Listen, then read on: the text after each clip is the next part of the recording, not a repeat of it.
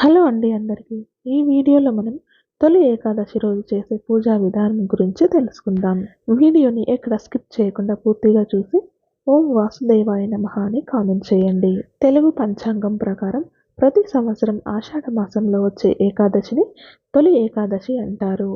ఈ ఏకాదశి అత్యంత పవిత్రమైన మరియు శక్తివంతమైన రోజు.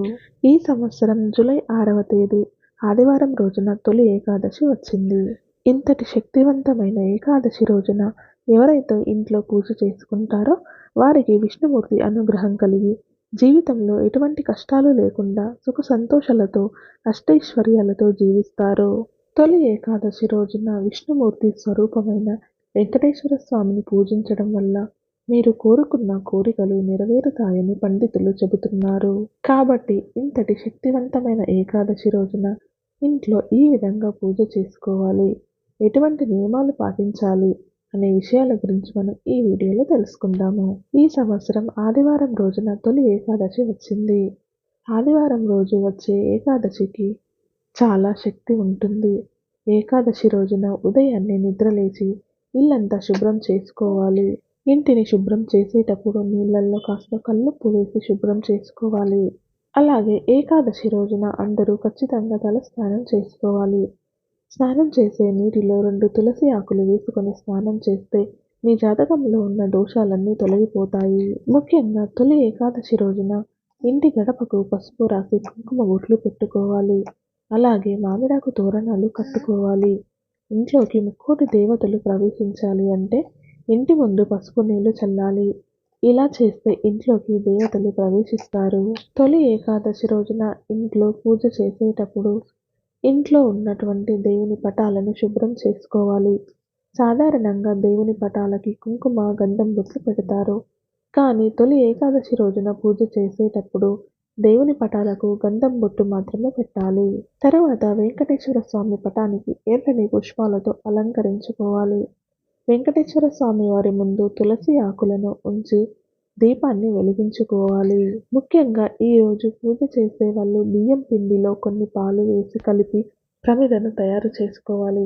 ఆ ప్రమిదకు గంధంతో గోవింద నామాలు పెట్టి స్వామివారి ముందు పెట్టాలి. ఆ బియ్యం పిండి ప్రమిదతో ఆవు నెయ్యిని పోసి 5 వత్తులతో దీపారాధన చేస్తే మీకు ఉన్నటువంటి ఆర్థిక సమస్యలు తొలగిపోతాయి.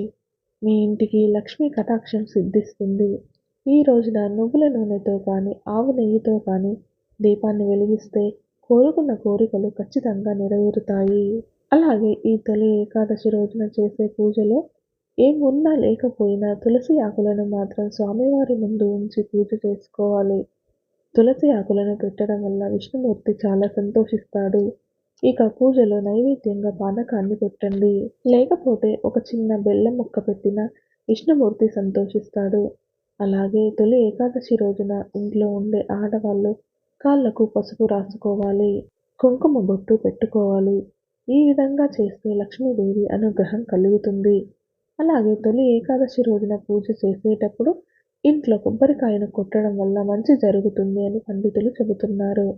ఆ విష్ణుమూర్తి అనుగ్రహం వల్ల ఆర్థిక ఇబ్బందులు తొలగిపోవాలి అంటే ఒక కొబ్బరికాయను తీసుకొని ఆ కొబ్బరికాయ పైన స్వస్తిక్ గుర్తును రాసి ఆ కొబ్బరికాయని పూజ గదిలో ఉంచి పూజ చేసుకోవాలి. పూజ పూర్తయిన తర్వాత ఆ కొబ్బరికాయను దేవుడికి నివేదించండి. తొలి ఏకాదశి రోజున ఎవరైతే ఈ విధంగా చేస్తారో వారికి తరగని ఐశ్వర్యం లభిస్తుంది. అలాగే పూజ చేసేటప్పుడు వెంకటేశ్వర స్వామి వారి ముందు తాంబూలం పెట్టండి. విష్ణుమూర్తికి మీ కోరికలు చెప్పుకుంటూ స్వామివారికి తాంబూలం సమర్పించండి. పూజ పూర్తయిన తర్వాత స్వామివారికి హారతి ఇచ్చి ఓం వాసుదేవాయ నమః అనే మంత్రాన్ని 3 సార్లు మనసులో స్మరించుకోండి. ఈ మంత్రాన్ని చదవడం వల్ల మీరు చేసే పూజకి రెట్టింపు ఫలితం లభిస్తుంది. తర్వాత సాంబ్రాణి ధూపం వేసి పూజని ముగించండి.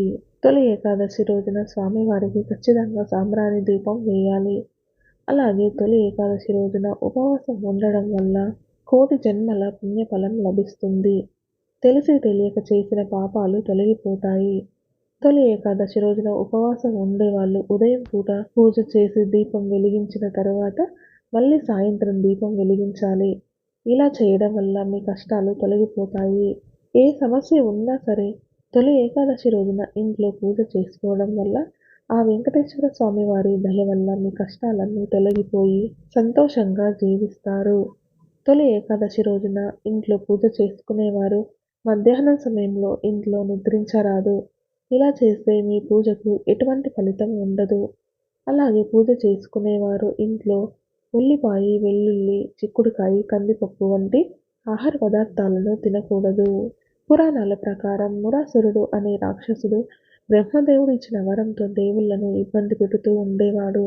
ఆ రాక్షసుని సంహరించడానికి విష్ణుమూర్తి చాలా కాలం పోరాటం చేసి అలసిపోయిన తర్వాత ఓ గుహలో విశ్రాంతి తీసుకుంటాడు. ఆ సమయంలో విష్ణుమూర్తి శరీరం నుండి ఒక స్త్రీ ఆవిర్భవించి ఆ రాక్షసుని సంహరించింది.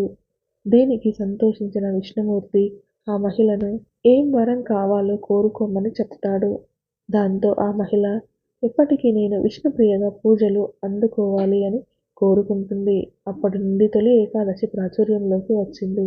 అలాగే పురాణాల ప్రకారం ఈ పవిత్రమైన సమయంలో విష్ణుమూర్తి యోగ నిద్రలోకి వెళ్తాడు. ఈ రోజు నుండి 4 నెలల పాటు శ్రీ మహావిష్ణువు క్షీరసాగరంలో నిద్రిస్తాడు. కాబట్టి ఈ సమయంలో ఎటువంటి శుభకార్యాలు చేయకూడదు అని చెబుతారు. ఈ వీడియో మీకు నచ్చినట్లయితే ప్లీజ్ లైక్ చేయండి, షేర్ చేయండి. ఇలాంటి మరిన్ని వీడియోల కోసం మన ఛానల్ని సబ్స్క్రైబ్ చేసుకోండి.